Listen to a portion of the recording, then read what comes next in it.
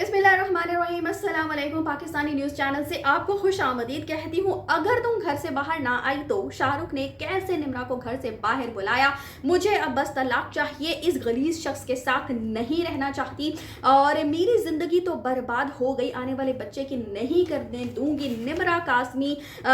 कासमी का खुसूसी इंटरव्यू इस वीडियो में शामिल है और कम उम्र नादान बच्चियों के लिए ये वीडियो जो है, ये सारा वाकया जो है वो बहुत बड़ा सबक है, इसलिए वीडियो जो है वो आपने पूरी देखनी है। और आप जान ही गए होंगे कि मैं किस लड़की की जो है बात कर रही हूँ। निम्रा कासमी एक ऐसी लड़की है, एक ऐसी बच्ची है जो कि अपने घर से फरार हो जाती है। एक लड़के जिसका नाम शाहरुख बताया जाता है और उसके बाद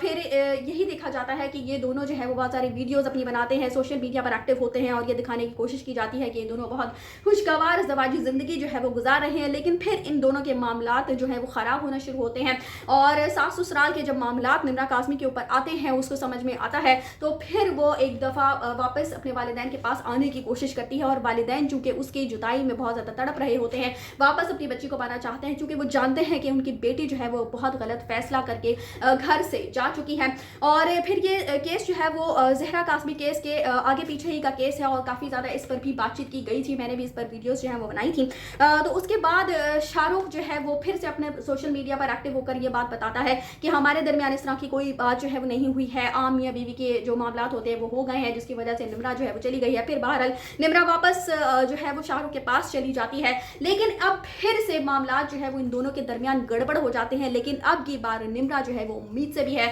और एक बार फिर से वालिदैन जो है वो उसको वापस ले आते हैं। लेकिन इस बार निम्रा ने खुसूसी एक इंटरव्यू जो है वो दिया है और उसमें बहुत सारे अहम इंकशाफात किए हैं कि शाहरुख ने किस तरीके से बरगला कर उसको घर से बाहर लेकर आया और फिर उसके वहाँ जाकर शाहरुख के घर में जाकर उसके साथ क्या ऐसे मामला पेश आते हैं जिसकी वजह से बार बार निम्रा को वापस अपने वालिदैन के पास आना पड़ता है। और अब उसका एक ही फैसला है, वो मैं आपको आगे चलकर बताती हूँ कि वो क्या कहती है। लेकिन आपको बता दें चलूँ जी कि निम्रा ये कहती है जी कि मुझे फेम नहीं चाहिए, क्योंकि बहुत सारे लोग ऐसा कह रहे हैं कि शायद निम्रा जो है वो फेम चाहती है, फिर से खबरों में आना चाहती है, इसकी वजह से उसने ये कदम उठाया है। लेकिन वो कहती है कि मुझे कोई फेम नहीं चाहिए, मेरा शाहरुख से कोई राब्ता नहीं है, मेरे वालिदैन मेरे साथ हैं, तो मुझे अब किसी की कोई परवाह नहीं है। मेरे खिलाफ जो लोग जो भी कुछ कहते रहे, मुझे इससे कोई भी परवाह नहीं है। इसके अलावा जो शाहरुख की खाला हैं जिनका नाम शमीम बताया जाता है, उनके मुतालिक वो ये कहती है जी, क्योंकि उन साहिबा का कहना है कि ये मियाँ बीवी की लड़ाई है और ये वापस निम्रा आ जाएगी शाहरुख के पास, तो वो कहती है कि वो खुद को इतना अच्छा जो है वो पोर्ट्रे कर रही हैं, अपने बारे में बहुत ही ज़्यादा अच्छी बातें कर रही हैं, लेकिन वो ऐसी है नहीं। और जो वो कहती है मुझे इससे कोई भी फ़र्क नहीं पड़ता, मेरा जो है वो शाहरुख से कोई भी राब्ता वास्ता नहीं है, मेरे अपने वालिदैन और वो कहती है जी कि मैंने अपने वालिदैन को हर बात से आगाह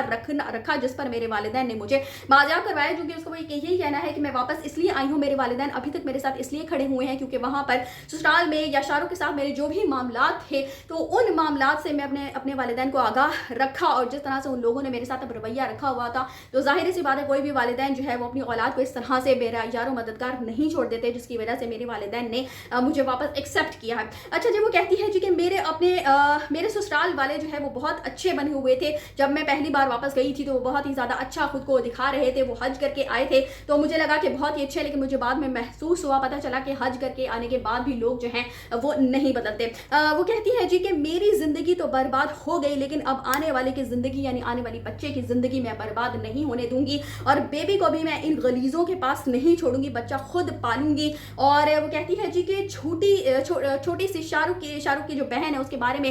वो कुछ इल्ज़ाम आयद करते हुए दिखाई देती है। वो कहती है जी कि शाहरुख की एक बहन है जो कि डिफेंस के फ्लैट में अकेली रह रही है, जो कि खुद को बहुत ही छोटा समझती है, छोटा यानी कि दिखाती है कि बहुत ही ज़्यादा वो छोटी है, जबकि उम्र उसकी 50 साल है, लेकिन जब उससे बात करो तो ऐसा लगता है जैसे वो यानी कि 18 साल की अपने आप को समझती है। तो वो कहती है जी कि वो भी आकर शाहरुख से जो है वो मुतालबा करती है, शाहरुख की बहन जो है वो मुतालबा करती है कि आधा प्लॉट जो है वो मेरे नाम कर दो, यानी कि उन लोगों के ऊपर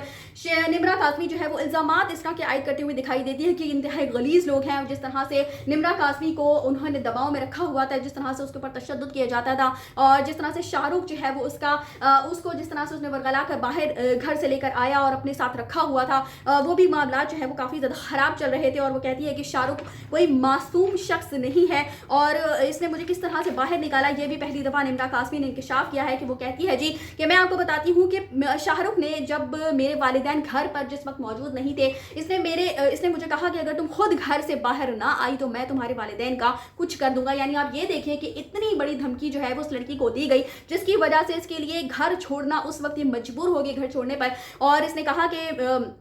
उसके बाद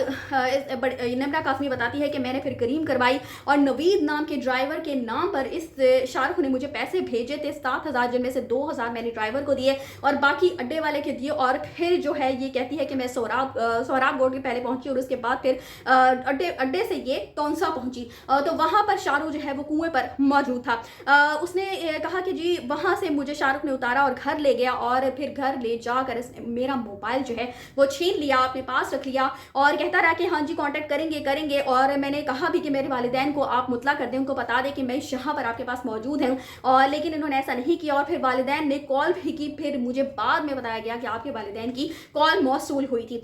इसके अलावा वो कहती है जी कि मेरी बेइज्जती तो हो गई अपने ख़ानदान में,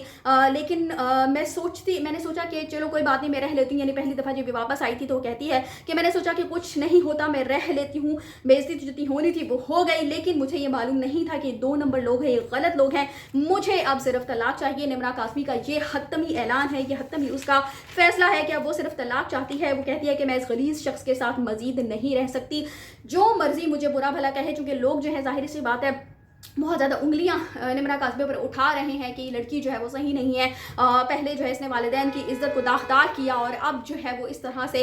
शौहर का भी यानी कि छोड़ कर आ चुकी है। और लोग वो कहती है कि मुझे किसी के कहने से कोई भी फ़र्क नहीं पड़ता, क्योंकि मेरे वालिदैन जो हैं वो अब मेरे साथ हैं। और शाहरुख ने पहले ही प्लान कर रखा था कि मुझे कैसे रखना है और मुझे इस सारे पीरियड में, वो सारे अरसे में मुझे कहता रहा कि ज़िंदगी तुम्हारी बर्बाद होगी, मेरी तो दूसरी शादी हो जाएगी। तो आप सिर्फ ये देखिए कि ये उन तमाम लड़कियों के लिए जो कि जज्बात में आकर इस तरह का कोई भी गलत कदम उठा लेती हैं और उसके बाद जब जो हकीकत है उन पर आया होती है, क्योंकि ज़िंदगी जो है वो इतनी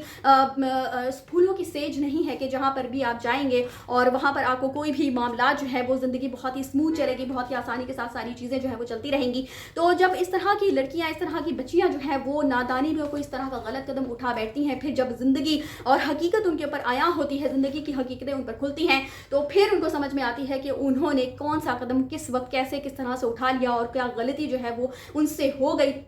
और फिर मेहदी अली कासमी की तरह से के सारे वालिदैन तो नहीं होते, लेकिन फिर भी निम्रा कासमी बहुत कह सकते हैं कि बहुत लकी है कि जिसके वालिदैन ने अभी तक उसका साथ दे रखा है, वरना वालिदैन अक्सर औकात इन मामलात में बेटियों का साथ कभी भी नहीं देते। और जिस तरह से वो ज़िंदगी गुजार रही होती हैं उनके ऊपर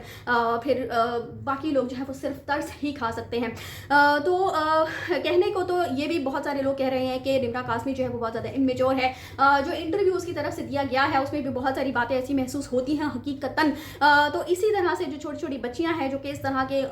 कदम इकदाम जो है वो उठाती हुई दिखाई दे रही हैं, तो यकीनन उनके साथ ऐसे ही मामला पेश आते हैं कि वो किसी की बातों में आकर इस तरह का कदम उठा लेती हैं और फिर बाद में पछतावा जो है वो उनका मुकद्दर बन जाता है। तो इस वीडियो को ज़्यादा से ज़्यादा शेयर कीजिएगा ताकि इसी तरह के मामला जो है वो लोग इनसे बच सके, अपने बच्चों पर लोग कड़ी नज़र रख सकें और इसके अलावा अपने बच्चों के साथ इस तरह का दोस्ताना माहौल बना सके ताकि उनको समझाया जा सके, उनको हर तरह से कॉन्फिडेंस पे लिया जा सके ताकि वो किसी की भी ब्लैकमेलिंग में, किसी की भी इस तरह की बातों में आकर अपनी ज़िंदगी को ख़राब ना करें। इसी के साथ मुझे दीजिए इजाज़त। कमेंट्स में अपनी राय का इजहार ज़रूर कीजिएगा। चैनल को सब्सक्राइब करना मत भूलिएगा। अगली अपडेट्स तक के लिए अल्लाह हाफ़िज़।